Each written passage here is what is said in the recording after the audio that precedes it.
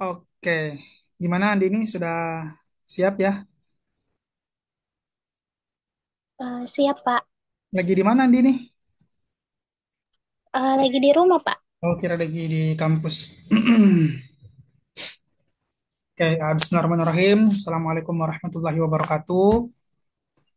Waalaikumsalam warahmatullahi wabarakatuh. Selamat siang, mahasiswa ya.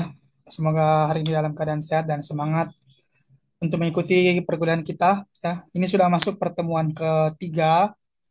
Dan kemarin sudah diwakili pertemuan kedua sama tugasnya ya. Dan semoga mahasiswa sudah paham betul apa bedanya eh, e-commerce ya dengan marketplace, kemudian atau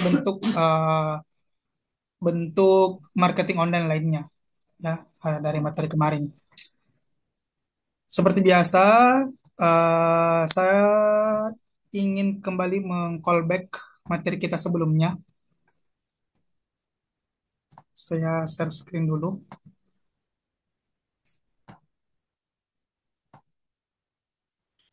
Nah, kemarin apa tantangannya Andi ini waktu mencari eh, produk-produk yang sudah sampai ke e-commerce? Susah untuk membedakan, Pak, yang mana yang masuk ke e-commerce dan yang mana yang belum, Pak. Oh, oke. Tapi sudah tahu kan ciri khasnya kalau e-commerce itu kayak bagaimana? Ya, Pak. Jadi kalau e-commerce itu dia ada website tersendirinya ya. Betul tidak? Iya, Terus iya, Pak. terus kayak gimana lagi? Menggunakan juga eh, aplikasi aplikasi toko lain, Pak. Ya, kemudian eh, produknya itu tunggal ya. Dalam satu platform itu hanya ada satu produk meskipun berbagai jenis bentuk produknya. Maaf, bukan bukan satu produk, satu satu brand tapi banyak produknya. Ya, kalau di marketplace kan banyak brand kan? Kalau di e-commerce itu satu brand tapi banyak produknya.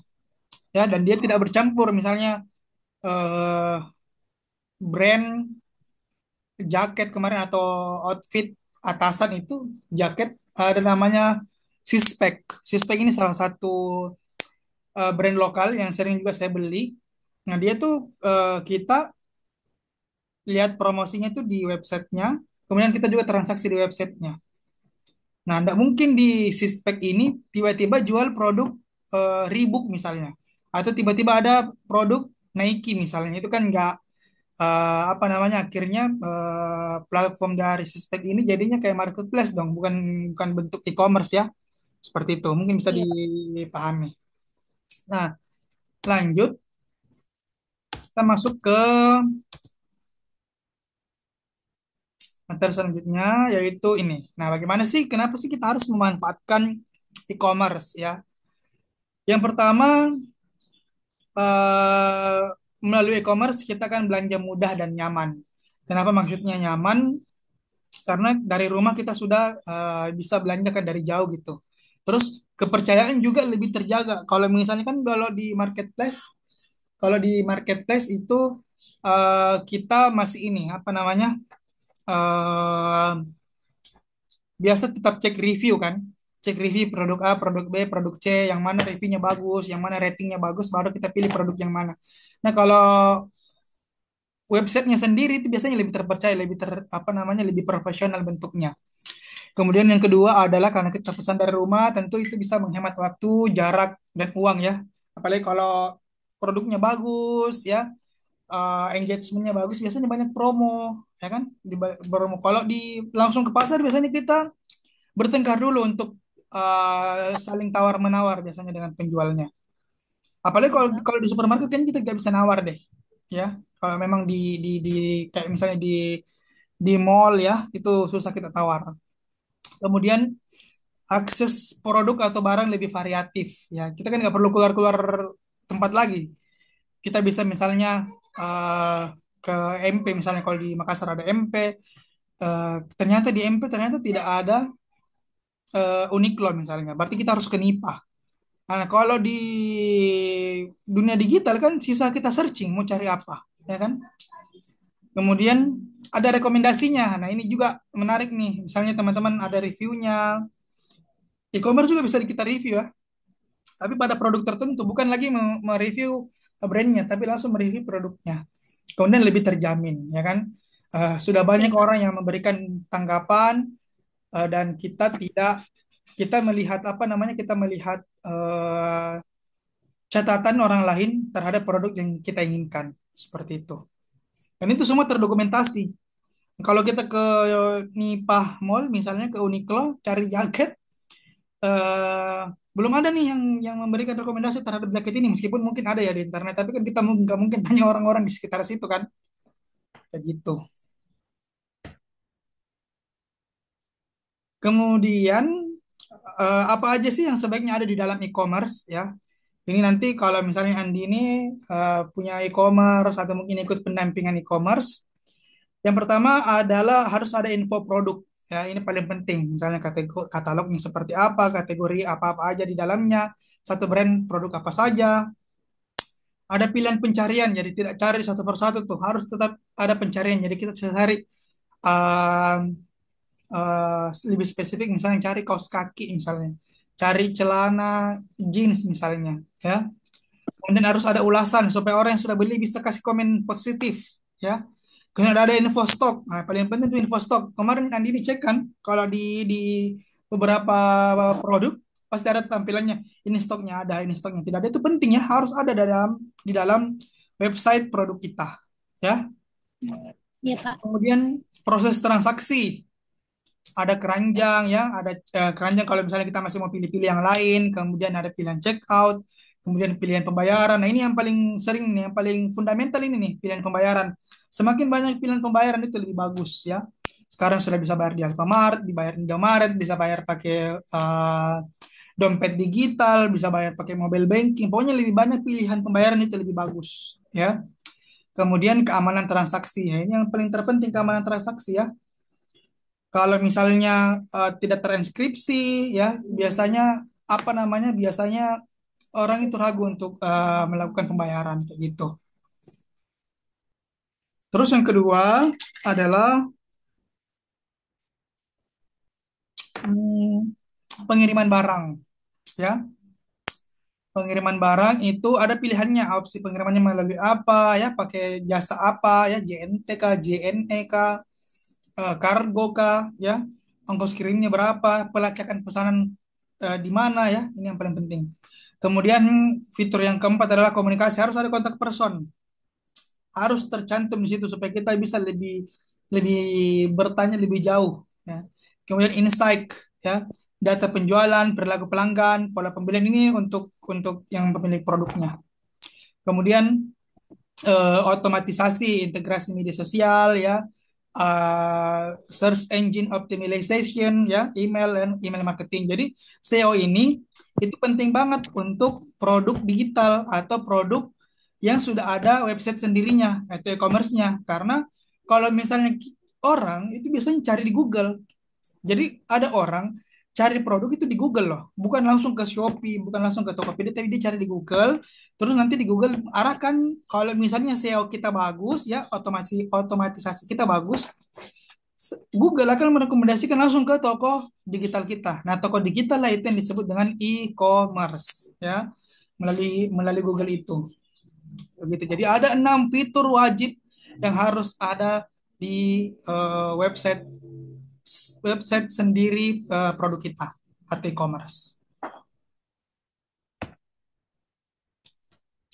Nah, kemudian e-commerce saja tidak cukup. Nah, kalau e-commerce sudah menjadi pondasi yang kuat dalam menjaga kepercayaan kita, dalam menjaga kepercayaan pelanggan, barulah kita masuk ke tahap selanjutnya, yaitu mempromosikan produk kita. Jangan terbalik ya, kita mempromosikan produk yang belum siap. Nah, biasa sering tuh promosinya lebih gencar gitu. Bahkan budget yang digunakan untuk promosi lebih besar daripada menjaga kualitas produk sendiri. Nah, itu kan timpang ya. Bahkan dia tidak menjaga keamanan transaksi, dia tidak menjaga kualitas produk, dia tidak menjaga perasaan konsumen. Bahkan ada ya sekarang itu tren itu sudah sampai ke level di mana juga tetap melihat perasaan-perasaan konsumen dalam proses proses transaksi. Jadi itu harus diperhatikan. Barulah Ya, semua itu kita masuk ke tahap promosi ya. Promosi. Jadi kalau udah oke, punya kita bagus nih, barang kita bagus, toko kita siap, barulah kita melaksanakan promosi. Ya, jangan terbalik ya, seperti itu. Ada tiga ya, ada tiga eh, metode promosi efektif ya. Yang pertama adalah konten menarik dan iklan iklan yang kalau istilahnya itu paid promote. Tahu ya, paid promote kalau di Instagram. Jadi kontennya bagus, terus langsung kita misalnya iklan yang berbayar. Kenapa sih iklannya berbayar? Karena kalau iklan berbayar itu kita bisa langsung memilih segmen targetnya yang mana. Kayak gitu ya, mau kemana gitu kan. Kemudian yang kedua adalah media sosial. Nah, media sosial ini sudah jelas ya. Bisa pakai influencer juga, bisa pakai Instagram Ads, bisa pakai Facebook Ads, bisa juga secara organik ya. Tapi kan kalau organik kan butuh waktu yang lama ya, butuh spesialisasi lagi, tim sendiri lagi. Kalau kamu sudah fokus ke pengembangan produk, menjaga juga kualitas e-commerce, sampai kau juga sibuk ke promosi, itu sangat ribet. Jadi sebaiknya harus ada teman yang lebih ahli lah dalam dunia promosi. Kemudian yang ketiga, SEO dan email marketing ya. SEO tadi ini yang search engine itu supaya toko kita dan produk kita dan brand kita muncul di Google. Karena Google lah yang lebih apa namanya kayak payung gitu, pasar induk lah untuk orang mencari sesuatu ya. Hingga akhirnya kalau misalnya orang misalnya produknya misalnya Andini sepatu nih, nama produknya Andini misalnya Andini Sport, weh gila. Andini Sport. Nah, orang tulis di Google nih, sepatu lari cewek. Nah, itulah kalau SEO kita bagus, langsung muncul paling di pencarian teratas itu Andini Sport. Wih, gila. Andini Sport atau Andini Shoes, ya. Barulah itu yang akan muncul jadi barulah orang akan mengklik itu karena Google langsung merekomendasikan produk kita. Kayak gitu ya, Andini ya. Jadi iya, Kak. itu dulu ya, sampai ke promosi dulu. Nanti setelah itu baru kita masuk ke pembahasan selanjutnya lebih dalam bagaimana sebenarnya konten yang menarik, iklan yang paid promote itu seperti apa. Mungkin nanti ini ada pertanyaan. Tidak ada, Pak. Nah, coba ini ya, coba bantu saya membuat ini penjelasannya ini. Konten menarik, ini iklan iklan berbayar ini media digital saya dan email marketing. Carikan saya Penjelasan artikelnya. Artikelnya ya. artikel. Ya, artikelnya terkait konten, ya, terkait iklan berbayar, terkait media sosial, terkait SEO, terkait email marketing. Jadi cari artikel yang bahas poin-poin ini. Jadi artikel itu kan biasanya hasil penelitian kan. Nah biasanya itu lebih bagus. Dan kamu baca ya artikelnya. Ya, Pak. Bisa ya? Bisa, Pak. Ya, jadi cari 5 artikelnya, kemudian baca sampai selesai. Wah, pahami betul. Oh, ternyata konten kan itu artikel Andini itu biasanya penelitian. Jadi kamu akan lebih paham. Oh, ternyata konten ini digunakan seperti ini. Jadi kamu akan membaca penelitian yang membahas konten, kamu akan membaca penelitian yang membahas iklan, kamu akan membaca penelitian yang membahas media sosial. Nah, itu membuat kamu akan lebih paham lah terhadap poin-poin ini. Kayak gitu ya. Ya, Kalau Pak. sudah kamu baca, kalau sudah kamu kumpulkan, itu juga sudah terhitung satu pertemuan. Oke? Ya, Pak. Oke, bisa ya? Ada sudah serius, tidak ada pertanyaan? Iya, Pak. Dadah. Oke deh.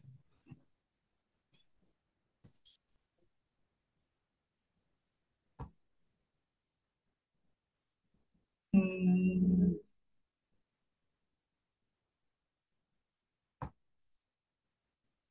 bagaimana perkuliahan di kampus?